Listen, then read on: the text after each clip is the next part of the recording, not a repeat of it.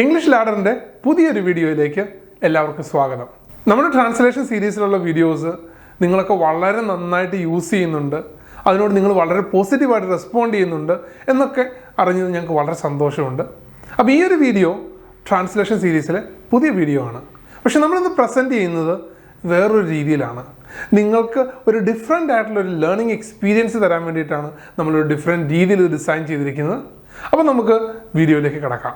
So all set to explore the new way of learning? Let's begin the video.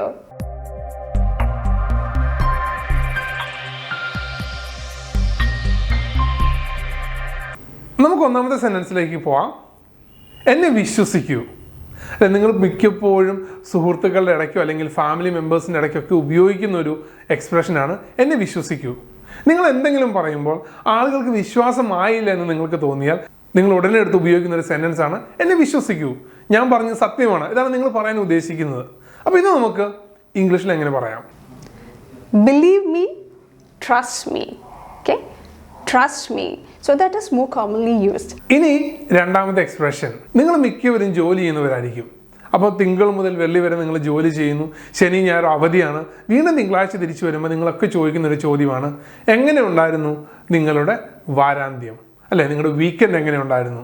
ശനിയാഴ്ച ഞായറാഴ്ചയൊക്കെ നിങ്ങൾ എന്ത് ചെയ്തു? അടിച്ചു പൊളിച്ചോ? എങ്ങനെ ഉണ്ടായിരുന്നു? ഇതാണ് നിങ്ങൾക്ക് ചോദിക്കേണ്ടത്. അപ്പോൾ നിങ്ങളുടെ സുഹൃത്തുക്കളോടോ അല്ലെങ്കിൽ ഫാമിലി മെമ്പേഴ്സിനോടോ ഒക്കെ നിങ്ങൾക്ക് ഉപയോഗിക്കാവുന്ന ഒരു എക്സ്പ്രഷനാണ്. ഇതെങ്ങനെ നമ്മൾ ചോദിക്കും? എങ്ങനെ ഉണ്ടായിരുന്നു നിങ്ങളുടെ weekend? How was your weekend? How was your weekend? How was your weekend? ഇനി നമുക്ക് മൂന്നാമത്തെ സെന്റൻസിലേക്ക് പോവാം. ഭയങ്കര ഇൻട്രസ്റ്റിംഗ് ആണ്. രണ്ടുപേരും തമ്മിലൊരു ഇൻട്രാക്ഷൻ ആണ് ഇവിടെ. ഒരാൾ ചോദിക്കുന്നു ഈ കുട്ടി എന്താ ഇങ്ങനെ? അപ്പം മറ്റേയാൾ പറയാൻ ഉദ്ദേശിക്കുന്നത് എന്നറിയാവോ? എനിക്കറിയില്ല. ഇത് നമ്മളെങ്ങനെ ഇംഗ്ലീഷിൽ പറയും? അല്ലെങ്കിൽ വേറൊരു എക്സാമ്പിൾ ഉണ്ട്, ഇന്ന് ക്ലാസ് ഉണ്ടോ? അപ്പോൾ ഒരാൾ പറഞ്ഞു അയ്യോ എനിക്കറിയില്ല കേട്ടോ. ഈ രണ്ട് എക്സ്പ്രഷനും സിമിലർ ആണ്. ഇത് നമ്മൾ എങ്ങനെയാണ് ഇംഗ്ലീഷിൽ പറയുന്നത്? എനിക്കറിയില്ല. No idea. I have no idea. I have no idea. I have no clue. I have no clue. I have no clue. ഇനി നമുക്ക് നാലാമത്തെ സെൻറ്റൻസിലേക്ക് പോവാം. നാലാമത്തെ സെൻറ്റൻസ് ഇൻട്രസ്റ്റിംഗ് ആണ് കേട്ടോ. നിങ്ങളൊരു മുറിയിലിരിക്കുന്നു, അടുത്ത മുറിയിൽ നിങ്ങൾ വലിയൊരു ഒച്ച കേൾക്കുന്നു. അപ്പോൾ ആ റൂമിൽ നിങ്ങളൊരു സുഹൃത്തുണ്ട്, എന്തോ തട്ടി മറിഞ്ഞ് വീഴുന്ന ഒച്ചയാണ്. നിങ്ങൾ അങ്ങോട്ട് ഓടി ചെല്ലുന്നു, അവിടെ ചെല്ലുമ്പോൾ എല്ലാം ഡിസോർഡർ ആയിട്ട് കിടക്കുന്നു. അപ്പോൾ നിങ്ങൾ സുഹൃത്തിനോട് ചോദിക്കാവുന്നൊരു ചോദ്യമുണ്ട്, നിനക്ക് കുഴപ്പമൊന്നുമില്ലല്ലോ അല്ലേ? എല്ലാം ഓക്കെ ആണോ? അവിടെ ഇവിടെ രണ്ട് കാര്യങ്ങളുണ്ട്. ഒന്ന്, നിനക്ക് കുഴപ്പമൊന്നുമില്ലല്ലോ അല്ലേ? നമ്മൾ വ്യക്തിപരമായിട്ട് ഒരാളോട് ചോദിക്കുന്ന ചോദ്യമാണ്. രണ്ടാമത് നമ്മൾ ചോദിക്കുന്നു എല്ലാം ഓക്കെ അല്ലേ, കുഴപ്പമൊന്നും ഇല്ലല്ലോ എന്ന് ജനറലി നമ്മൾ ചോദിക്കുന്ന ഒരു ചോദ്യം. അപ്പോൾ ഇത് രണ്ടും എങ്ങനെയാണ് ഇംഗ്ലീഷിൽ ചോദിക്കുന്നത് എന്നാണ് ഇനി നമ്മൾ കാണാൻ പോകുന്നത്. അപ്പോൾ ഇതാണ് നമ്മുടെ സിറ്റുവേഷൻ. എല്ലാം ഓക്കെ അല്ലേ, കുഴപ്പമൊന്നുമില്ലല്ലോ, അല്ലെങ്കിൽ നീ ഓക്കെ അല്ലേ, നിനക്ക് കുഴപ്പമൊന്നുമില്ലല്ലോ. ഈ രണ്ട് ചോദ്യങ്ങളും നമുക്ക് ഇംഗ്ലീഷിൽ എങ്ങനെ ചോദിക്കാം? Is everything all right? Is everything okay?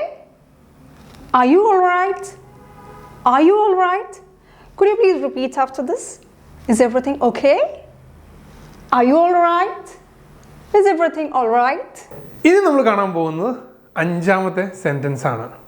ഇതിൻ്റെ പ്രത്യേകത, ഇത് ഫോർമലും കാഷ്വലുമായിട്ട് നമുക്ക് ഉപയോഗിക്കാം. നിങ്ങൾക്കറിയാം അതിൻ്റെ വ്യത്യാസം. കാഷ്വൽ എന്ന് വെച്ചാൽ നിങ്ങൾ സുഹൃത്തുക്കളുമായിട്ടോ ഫാമിലി ആയിട്ടോ ഒക്കെ ഉപയോഗിക്കുന്ന ഒരു സെറ്റ് ഓഫ് എക്സ്പ്രഷൻസ് ആണ്. എന്നാൽ ഫോർമൽ എന്ന് വെച്ചാൽ നിങ്ങളുടെ ജോലിയായിട്ട് അല്ലെങ്കിൽ നിങ്ങളുടെ സീനിയേഴ്സായിട്ട് അല്ലെങ്കിൽ ഒഫീഷ്യൽസ് ഒക്കെ ആയിട്ട് നിങ്ങൾ ഉപയോഗിക്കാവുന്ന ചില സ്ട്രക്ചേഴ്സാണ്. അപ്പോൾ ഇത് തമ്മിലുള്ള വ്യത്യാസം നമുക്കൊന്ന് കാണാം. സിറ്റുവേഷൻ ഇതാണ്, നിങ്ങളൊരു കടയിൽ ചെല്ലുന്നു, സെയിൽസ്മാൻ നിങ്ങളോടൊന്ന് ചോദിക്കുന്നു, സാറേ ഞാൻ താങ്കളെ എങ്ങനെയാണ് ഹെൽപ്പ് ചെയ്യേണ്ടത്, ഞാൻ എന്തെങ്കിലും ചെയ്തു തരണോ? അതുപോലെ തന്നെ റെലവൻ്റ് ആയിട്ടുള്ളൊരു എക്സാമ്പിളാണ്, ഇപ്പോൾ കൊറോണയാണല്ലോ, നിങ്ങളുടെ സുഹൃത്ത് കൊറോണയായിട്ട് വീട്ടിലിരിക്കുന്നു. അപ്പോൾ നിങ്ങൾക്ക് നേരിട്ട് പോയി വിസിറ്റ് ചെയ്യാനൊന്നും പറ്റില്ല. അപ്പോൾ നിങ്ങൾക്ക് വിളിച്ചു ചോദിക്കാം, ഞാൻ നിങ്ങൾക്ക് എന്തെങ്കിലും ചെയ്തു തരണോ, ഞാൻ നിനക്ക് എന്തെങ്കിലും ചെയ്തു തരണോ എന്ന്. അപ്പോൾ ഇത് നമുക്ക് ഇംഗ്ലീഷിൽ എങ്ങനെ ചോദിക്കാം ഒന്ന് മനസ്സിലാക്കണം. കാഷ്വൽ എക്സ്പ്രഷൻ ഉണ്ട്, അതുപോലെ തന്നെ ഫോർമൽ ആയിട്ടുള്ള എക്സ്പ്രഷനും ഉണ്ട്. ഞാൻ നിങ്ങൾക്ക് എന്താണ് ചെയ്തു തരേണ്ടത്, അല്ലെങ്കിൽ ഞാൻ നിങ്ങളെ എങ്ങനെയാണ് സഹായിക്കേണ്ടത്, ഇതൊക്കെയാണ് നമ്മൾ കാണാൻ പോകുന്നത്.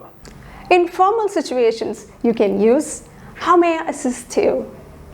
How can I help you? I repeat, how can I help you? How may I assist you? Okay?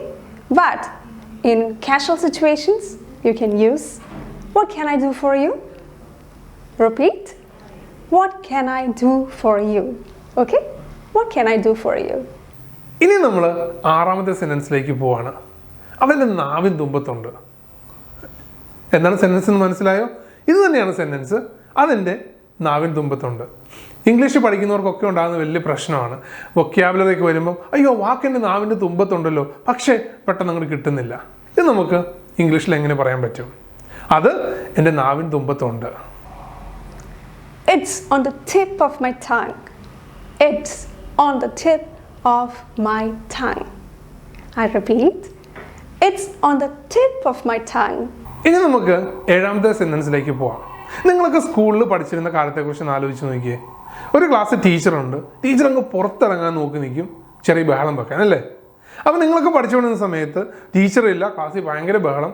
അപ്പോൾ ഇതാ വരുന്നു പ്രിൻസിപ്പൾ ഒരു വടിയൊക്കെ ആയിട്ടാണ് വരുന്നത്. നിങ്ങളുടെ അടുത്ത് ചോദിക്കുന്നു, ഇവിടെ എന്താ നടക്കുന്നത്? ഇതെങ്ങനെയാണ് നമ്മൾ ഇംഗ്ലീഷിൽ ചോദിക്കുന്നത്? ഓക്കെ, ഇവിടെ എന്താണ് നടക്കുന്നത്? അത് ഏത് സിറ്റുവേഷനും ആവാം. ഇവിടെ എന്താണ് നടക്കുന്നത്? What's happening? What's happening? What's going on here? What is going on here? ഇനി നമ്മൾ 8ാമത്തെ സെൻറ്റൻസിലേക്ക് പോവാണ്. ദൃശ്യം 2 റിലീസ് ചെയ്തപ്പം ഏറ്റവും ഹിറ്റായിട്ടുള്ളൊരു ഡയലോഗാണ് സമയമെടുക്കും. ഇതെങ്ങനെയാണ് നമ്മൾ ഇംഗ്ലീഷിൽ പറയുക? അപ്പോൾ നിങ്ങൾക്ക് ഈ കോണ്ടെക്സ്റ്റ് ഏകദേശം മനസ്സിലായി എന്ന് ഞാൻ വിചാരിക്കുന്നു. നിങ്ങൾ വെയിറ്റ് ചെയ്യേണ്ടി വരും, നിങ്ങൾ കാത്തിരിക്കേണ്ടി വരും, സമയമെടുക്കും എന്നാണ് നമ്മൾ പറയാൻ ഉദ്ദേശിക്കുന്നത്. ഓക്കെ, അപ്പം മനസ്സിലാക്കുക, സമയമെടുക്കും എന്ന് നമ്മൾ ഇംഗ്ലീഷിൽ എങ്ങനെയാണ് പറയുന്നത്? It takes time. Please repeat after me. It takes time. ഇനി നമ്മൾ 9ാമത്തെ സെൻറ്റൻസിലേക്ക് പോവാണ്. ഓക്കെ, നിങ്ങൾ വീട്ടിലാണ് എന്ന് ഇംഗ്ലീഷിൽ എങ്ങനെ പറയും? നിങ്ങളൊരു സുഹൃത്ത് വിളിച്ച് ചോദിക്കുന്നു, എവിടെയാണ് നീ? എവിടെയാണ്? അപ്പോൾ നിങ്ങൾക്ക് പറയാം, ഞാൻ വീട്ടിലാണ്. അതെങ്ങനെ ഇംഗ്ലീഷിൽ പറയുന്നത്? അതിൻ്റെ ഒപ്പം തന്നെ നിങ്ങൾ പല സിനിമയിലൊക്കെ കണ്ടിട്ട് കാണും, ഒരാൾ ജോലി കഴിഞ്ഞ് വരുമ്പം തന്നെ കാറൊക്കെ പാർക്ക് ചെയ്ത് കയറി വന്ന് കീയൊക്കെ അവിടെ തൂക്കിയിട്ടിട്ട് പറയും, ഞാൻ വീടെത്തി കേട്ടോ. ഇതെങ്ങനെയാണ് ഇംഗ്ലീഷിൽ പറയുക? ഈ 2 സെൻറ്റൻസസും കോണ്ടെക്സ്റ്റും തമ്മിലൊരു കണക്ഷൻ ഉണ്ട്. ഒന്നാമത്തേതിൽ നിങ്ങൾ വീട്ടിലായിരിക്കുകയാണ്, രണ്ടാമത്തേതിൽ നിങ്ങൾ എവിടെ നിന്നെങ്കിലും വീട്ടിലേക്ക് വന്ന് കയറുകയാണ്. അപ്പോൾ ഇത് രണ്ടും എങ്ങനെയാണ് ഇംഗ്ലീഷിൽ പറയാൻ പറ്റുന്നത് എന്നാണ് ഇനി നമ്മൾ കാണാൻ പോകുന്നത്. I'm at home. That shows your location. You're already at a place, at home. The other one is I'm home, which means I reached home. So you're coming from somewhere to your home. I'm home. Okay? So could you please repeat? I'm at home. That is location. I'm home. You reached home. ഇനി നമ്മൾ 10ാമത്തെ സെൻറ്റൻസിലേക്ക് പോവാണ്. The last one. അത് മിക്കവാറും ഒരു റിലേഷൻഷിപ്പൊക്കെ ഒന്ന് കൂട്ടിച്ചേർക്കുന്ന ഒരു വാക്കാണെന്ന് പറയാം. അതായത് മിസ്അണ്ടർസ്റ്റാൻഡിങ് ബന്ധങ്ങളിലൊക്കെ സാധാരണമാണ് അല്ലേ? നിങ്ങൾ പറയുന്നൊരു കാര്യം വേറൊരു രീതിയിൽ വ്യാഖ്യാനിക്കപ്പെടുന്നു, അല്ലെങ്കിൽ വേറൊരാൾ വേറൊരു രീതിയിൽ മനസ്സിലാക്കുന്നു. അപ്പോൾ നിങ്ങൾക്ക് പറയണം, അയ്യോ ഞാൻ അങ്ങനെയല്ല ഉദ്ദേശിച്ചത് കേട്ടോ, അല്ലെങ്കിൽ ഞാൻ അങ്ങനെ ഉദ്ദേശിച്ചിട്ടില്ല. ഇതെങ്ങനെയാണ് നമ്മൾ ഇംഗ്ലീഷിൽ പറയുക? ഒരു സിറ്റുവേഷൻ ഒരാൾ മിസ്അണ്ടർസ്റ്റാൻഡ് ചെയ്യുമ്പോൾ ഞാൻ അങ്ങനെ ഉദ്ദേശിച്ചിട്ടില്ല എന്ന് എങ്ങനെ ഇംഗ്ലീഷിൽ പറയാം? അതാണ് നമ്മൾ ഇനി കാണാൻ പോകുന്നത്. I didn't mean it. I did not mean it. Please repeat. I didn't mean it. അപ്പോൾ നിങ്ങൾക്കൊക്കെ ഈ വീഡിയോ ഇഷ്ടമായി ഞാൻ വിശ്വസിക്കുന്നു. 10 സെൻറ്റൻസസ് ആണ് നമ്മളിവിടെ ഡിസ്കസ് ചെയ്തത്. അതിന് മലയാളവും ഇംഗ്ലീഷും അതുമായിട്ട് റിലേറ്റഡ് ആയിട്ടുള്ള കുറച്ച് സെൻറ്റൻസസ് നമ്മൾ ഡിസ്കസ് ചെയ്തു. ഇനി നിങ്ങൾ ചെയ്യേണ്ടത് ഈ വീഡിയോ പലവട്ടം കാണുക, ഈ സെൻറ്റൻസസ് കൃത്യമായിട്ട് മനസ്സിലാക്കുക, നിങ്ങളുടെ ഡെയിലി കോൺവെർസേഷൻസിൽ ഉപയോഗിക്കാൻ തുടങ്ങുക.